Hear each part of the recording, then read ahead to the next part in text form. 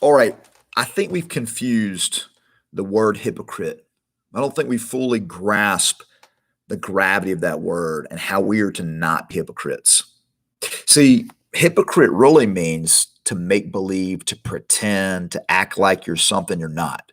A lot of times we use hypocrite as like telling people to do X and you really do Y, which is true, but that's not all of it. Really, the term of keep it real or be sincere or tell the truth. These all are wrapped up into the word hypocrisy, that we need not to be hypocrites. We're to be real. We're to be truthful. We're to tell the truth. And we're to do it in love. This is the Warrior Podcast. I'm George Webby. And today I want to talk about how we have these little ways that we don't tell the truth, that we lie, that we manipulate.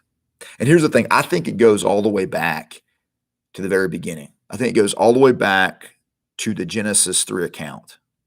If you look at scripture, a lot of people will look at that story of Adam and Eve and think, oh man, this is just like a kid's story or kind of like a fanciful little, way of trying to explain things we don't understand. But here's the thing, that story tells us so much. And if you look, what were the first things that the original parents did when they felt shame, when they wanted to cover up who they were and what they did? They pretended to be bushes.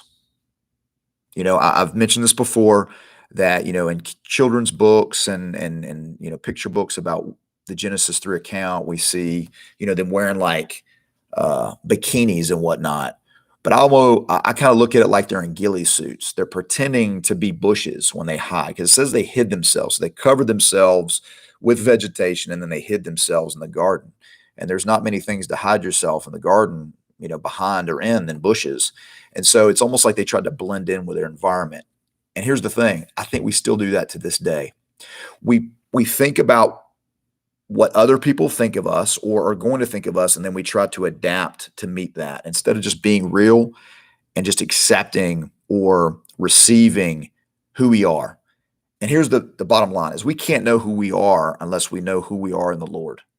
It's just like, this phone. You have to go to the manufacturer to understand all of its uses. It's almost like a Ferrari.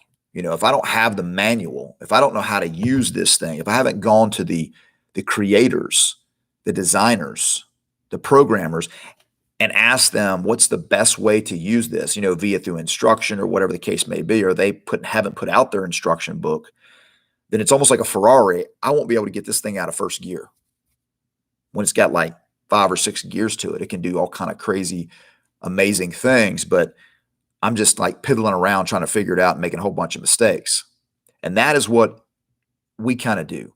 We do it all based in fear. We do it all based in shame. And what happens there when we do that, when everything's based in shame and fear, what we do is we start to lie. We start to manipulate. We start to make things seem like they're better than they are. Social media is by far the worst at bringing this out. I mean, if you think about it, nobody puts out their worst image. We use filters that make us look better or make us look funny or whatever. And some of that's all in fun. I'm not trying to be too serious here, but at the same time, we need to understand that we lie, we manipulate, we don't tell the truth, we sugarcoat things. And sometimes we'll justify it in our own minds as we're just trying to be nice or we're trying to be positive or something of that nature. And my argument from scripture is that, yes, you need to speak words of life, but life, speaking words of life is like nourishment.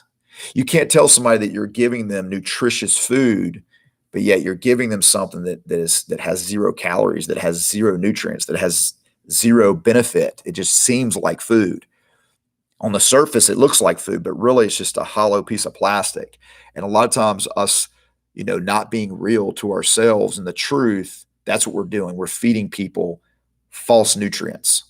And so we're to be people of the truth. We're to tell the truth in love. And that's another thing, is that we kind of go the other direction. If we're not, kind of manipulating, lying, and kind of hiding the truth, then we go the other direction. We use the truth as a weapon to injure and harm people.